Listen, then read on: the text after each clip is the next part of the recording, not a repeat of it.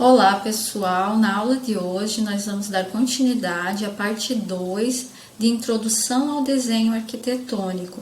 Nós vamos abordar sobre fachadas, plantas de cobertura, planta de locação e planta de situação. Fachadas. Fachadas são definidas como representação gráfica de planos externos da edificação. São as faces principais, elaboradas com a finalidade de antecipar a visualização externa da edificação projetada. Então, a ideia de fachadas é a mesma ideia das vistas, só que as vistas que nós tínhamos em vistas ortogonais, em desenho arquitetônico, são chamadas de fachadas. Nós temos a fachada principal, também chamada de fachada frontal, fachada dos fundos, fachada lateral direita, fachada lateral esquerda. Então, essa é a ideia de fachadas em desenho arquitetônico. As fachadas, elas devem ser desenhadas na mesma escala que a planta baixa e os cortes do desenho arquitetônico da edificação em questão. Aqui nós temos uma figura, o exemplo de uma fachada frontal. Podemos chamar de fachada frontal ou fachada principal. Outro exemplo, fachada principal, nós percebemos que pode até mesmo ter algumas representações para dar uma realidade maior ao projeto, como paisagismo, fachada lateral. E aqui, por fim, esse é um exemplo de um projeto com as 4 fachadas: fachada frontal, fachada dos fundos, fachada lateral direita e lateral esquerda. Agora vamos à planta de cobertura. Planta de cobertura tem como objetivo mostrar a disposição dos planos de um telhado e o sentido de queda das águas pluviais, das águas da chuva. Então, a planta de cobertura, ela vai ter linhas. No desenho da planta de cobertura, as linhas, elas são linhas contínuas. E o contorno da construção que está abaixo da cobertura, as paredes que estão sob a cobertura, são desenhadas com linhas tracejadas, ou seja, linhas invisíveis, porque estão projetadas. E assim, essa distância entre a linha da cobertura e a linha da parede, nós temos o beiral. Essa distância será a distância do beiral. Bom, a planta de cobertura, é importante lembrar que ela pode ser apresentada junto com a planta de locação, que também é chamada de implantação. Aqui nós temos a vista de cima de uma casa, onde nós podemos perceber o telhado, 2 águas, e a planta de cobertura indicando essas 2 setas que nós temos aqui, indicam o sentido da descida das águas da chuva. A linha tracejada é o contorno, representa o contorno das paredes, sempre tracejada porque está em projeção, está abaixo. E aqui nós temos então a planta de cobertura.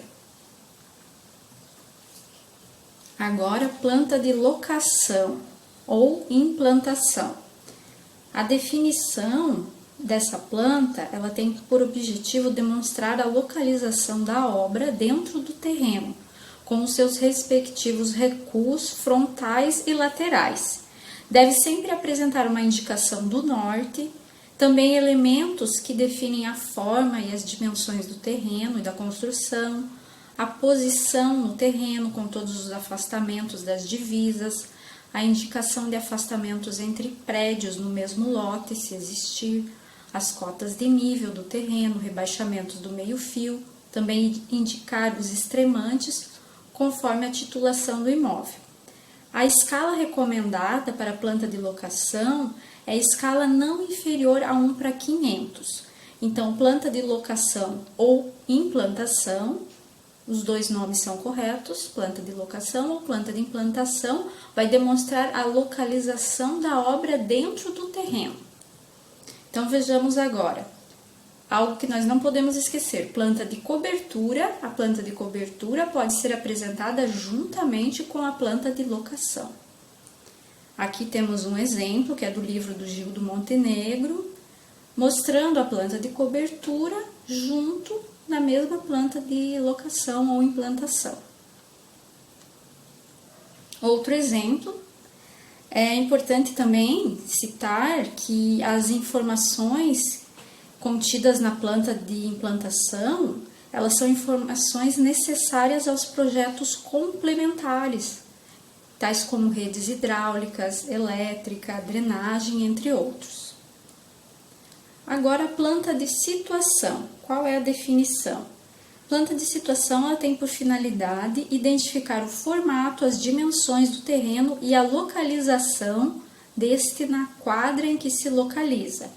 Indica os lotes, as quadras vizinhas, as ruas de acesso, pontos de referência para a localização do projeto.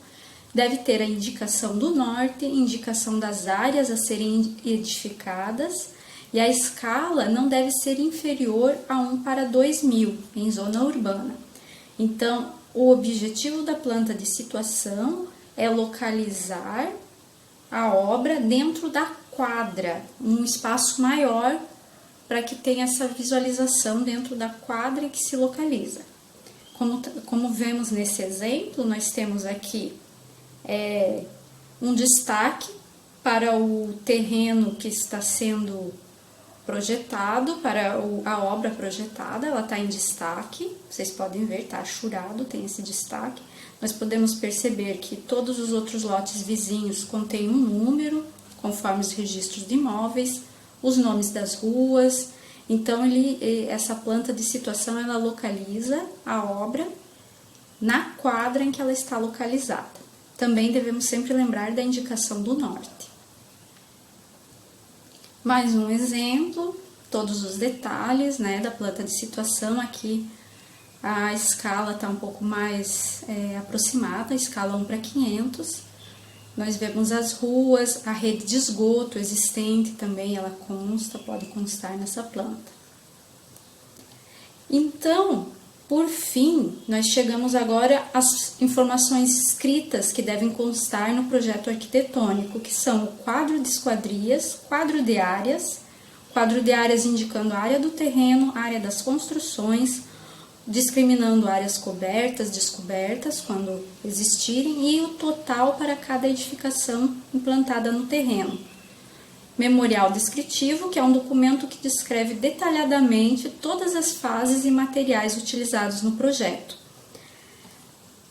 Esse é um exemplo de quadro de esquadrias, onde nós temos o código P de porta, né? P1, P2, P3, PJ1, porta-janela 1, J1, janela 1.